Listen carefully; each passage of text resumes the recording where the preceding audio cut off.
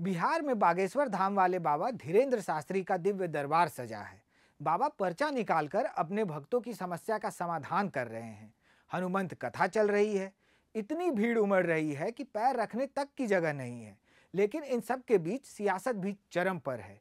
कोई नेता बाबा का सारथी बन गया तो कोई आरती उतारने लगा। किसी ने विरोध की बात कही तो किसी ने निमंत्रण ही ठुकरा दिया। सवाल है कि कैसे बिहार में एक धार्मिक कार्यक्रम सियासी जोर आजमाइश का अखाड़ा बन गया। क्या बाबा के समर्थन के पीछे बीजेपी का कोई हिडन एजेंडा है? आरजेडी जेडीयू सहित महागठबंधन दलों ने क्यों दूरी बना ली है? इस कार्यक्रम से प्रदेश की सियासत पर कितना असर पड़ेगा? इन्हीं सवालों के जवाब तलाशने हाजिर है आपका बिहारी पत्रकार। नाम है मोहन कुमार। इन्ने ओन्ने का नहीं, यहाँ होगा ओनली बिहार। आगे बढ़ने से पहले एक अपील। अगर आप आरोप प्रत्यारोप से परे ठोस विमर्श वाली खबरें और वीडियो देखना चाहते हैं तो क्विंट का मेंबर बनिए। कैसे? वीडियो के डिस्क्रिप्शन में जाकर क्लिक कीजिए। बाबा धीरेन्द्र शास्त्री बिहार आए तो उन्होंने एक बार फिर हिंदू राष्ट्र की बात की। इसके साथ ही उन्होंने कहा कि एक वक्त ऐसा आएगा जब पूरा भारत राममय हो जाएगा। बिहार के लोग सनातन हिंदू एकता का प्रतीक है और हमें तो ऐसा लग रहा भारत हिंदू राष्ट्र की ज्वाला बिहार से ही भभक गई है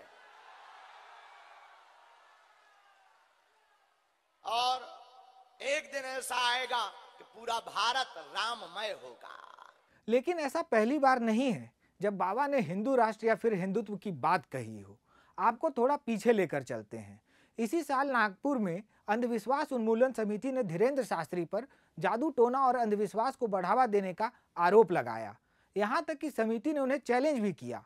इसके बाद उन्होंने छत्तीसगढ़ में धर्मांतरण को लेकर बयान दिया तो विवाद खड़ा हो गया। छत्तीसगढ़ सरकार के आबकारी मंत्री कवासी लखमा ने उन्हें चुनौती दे डाली। अपने बयानों को लेकर बाबा बागेश्वर सुर्खियों में छा गए। मीडिया से लेकर सोशल मीडिया तक उनके चर्चे होने लगे। टीवी चैनलों को दिए इंटरव्यू से लेकर अपने दरबार में वो हिंदुत्व, राम राज्य और भारत को हिंदू राष्ट्र बनाने की बात कहने लगे। इसके जरिए उनकी एक फायर ब्रांड छवि बनी जिससे उनकी फैन फॉलोइंग बढ़ती दिखी। ऐसे में जब उन्होंने बिहार आने का ऐलान किया तो आरजेडी नेता और बिहार सरकार में मंत्री तेज प्रताप यादव ने उनके घेराव की बात कही थी। 30 अप्रैल को उन्होंने ट्वीट किया, धर्म को टुकड़ों में बांटने वालों को करारा जवाब मिलेगा। हालांकि उन्होंने अपने ट्वीट में किसी का नाम नहीं लिया, लेकिन उनका इशारा धीरेन्द्र शास्त्री की ओर ही था। तमाम भाजपा के नेता पहुंचे हुए हैं उनके दरबार में, क्या लगता है सर इसको लेकर? ये पॉलिटिक्स है पूरे तरीके से। इस देश को तोड़ने के लिए ये पॉलिटिक्स रची जा रही है। अंत में भगवान ने क्या किया? सुदर्शन चक्र चला। तो सुदर्शन चक्र तो जनता ने कर्नाटक में रिजल्ट देवे किया कि भाजपा छितिर बितिर हो गया। सहकारिता मंत्री सुरेंद्र यादव ने कहा, बाबा महिलाओं को भूत के नाम पर नचाते हैं। धीरेन्द्र शास्त्री के सामने जो भी जाता है वह डूब मरे। वहीं जगह जगह धीरेन्द्र शास्त्री के पोस्टर फाड़ने की तस्वीर भी सामने आई। लेकिन बाबा जब बिहार में आए तो उनके स्वागत में बीजेपी नेता उतर आए। मनोज तिवारी खुद बाबा के सारथी बन गए। कथा के दौरान बीजेपी प्रदेश अध्यक्ष सम्राट चौधरी, केंद्रीय मंत्री गिरिराज सिंह, केंद्रीय राज्य मंत्री अश्विनी चौबे, नेता प्रतिपक्ष विजय कुमार सिन्हा, विधायक नीरज बबलू, पूर्व केंद्रीय मंत्री रविशंकर प्रसाद ने बाबा की आरती उतारी। कार्यक्रम में शामिल होने के लिए डिप्टी सीएम तेजस्वी यादव को भी न्योता भेजा गया था, लेकिन उन्होंने कार्यक्रम में जाने से यह कहकर इनकार कर दिया कि जहां जनता का भला होता है वो वहीं जाते हैं। जिसके बाद केंद्रीय मंत्री गिरिराज सिंह ने उन पर निशाना साधते हुए कहा कि ये लोग वहां जाते हैं जहां इफ्तार पार्टी होती है। उन्होंने कहा कि हनुमंत कथा में वोट नहीं है, इसलिए ये लोग हनुमंत कथा से परहेज करते हैं। लेकिन ऐसा पहली बार नहीं है जब बीजेपी और उसके नेता इस तरह के कार्यक्रम में दिखे हैं। इससे पहले मध्य प्रदेश के मुख्यमंत्री शिवराज सिंह चौहान ने बागेश्वर दरबार में हाजिरी लगाई थी।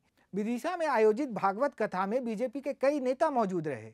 बता दें कि मध्य प्रदेश में इस साल चुनाव होने हैं। ऐसे में बागेश्वर धाम के पीठाधीश्वर धीरेन्द्र शास्त्री के दरबार में नेताओं की मौजूदगी अहम हो जाती है। वहीं पिछले साल रेप के दोषी राम रहीम के सत्संग में हरियाणा बीजेपी के कई बड़े नेताओं ने हाजिरी लगाई थी। इसके अलावा कांग्रेस नेता कमलनाथ ने भी धीरेन्द्र शास्त्री से मुलाकात की थी। लेकिन बिहार में ऐसा क्यों है? इसकी सबसे बड़ी वजह है 2024 का लोकसभा चुनाव। रामचरितमानस विवाद से लेकर धीरेन्द्र शास्त्री तक बीजेपी हिंदुत्व के मुद्दे पर मुखर है। बीजेपी नेता महागठबंधन सरकार और नीतीश कुमार पर हिंदू विरोधी होने का आरोप लगाते रहे हैं। रामनवमी हिस्सा के दौरान नीतीश कुमार की इफ्तार पार्टी पर भी बीजेपी ने सवाल उठाए थे। तब नेता प्रतिपक्ष विजय कुमार सिन्हा ने कहा था, बिहार हिंसा में जल रहा है, कानून व्यवस्था खत्म हो चुकी है और सीएम इफ्तार पार्टी दे रहे हैं। बहरहाल बीजेपी नेताओं के एक्शन और बयान से साफ है कि पार्टी धीरेन्द्र शास्त्री के जरिए बिहार में अपनी राजनीति चमकाने में जुटी है, तो दूसरी तरफ महागठबंधन के खिलाफ इसे राजनीतिक हथियार के तौर पर भी इस्तेमाल कर रही है। लेकिन इससे बीजेपी को कितना माइलेज मिलेगा, इस सवाल के जवाब में वरिष्ठ पत्रकार रवि उपाध्याय कहते हैं कि जिस बात को भारतीय जनता पार्टी कहती है उसी बात को वह भी कह रहे हैं। मुंह से मुंह मिलाकर ये बातचीत हो रही है। ऐसी परिस्थिति में निश्चित रूप से भारतीय जनता पार्टी को लाभ मिलता हुआ दिखाई पड़ रहा है। इसके साथ ही वो कहते हैं कि इस तरह के कार्यक्रम को किसी भी राजनीतिक दल से जोड़कर नहीं देखा जाना चाहिए, लेकिन जो दिखाई पड़ रहा है उससे साफ लग रहा है कि यह बीजेपी का कार्यक्रम बनकर रह गया है। वहीं वरिष्ठ पत्रकार कुमार पंकज कहते हैं कि बीजेपी वालों की आस्था है इसलिए वो प्रवचन सुनने जा रहे हैं, बाकी दलों की आस्था नहीं है इसलिए वो नहीं जा रहे हैं। बहरहाल बाबा के बहाने बीजेपी अब बिहार में हिंदुत्व के एजेंडे को धार देने में जुटी है। अब देखना होगा कि बाबा के आने से बिहार में बीजेपी को कितना फायदा होता है और कार्यक्रम से दूरी बनाने वाली पार्टियों को कितना नुकसान होता है। बिहार में काबा कार्यक्रम में इस हफ्ते बस इतना ही। वीडियो आपको अच्छा लगा तो चैनल को सब्सक्राइब कीजिए और नए वीडियो की तुरंत जानकारी के लिए घंटी बजाइए।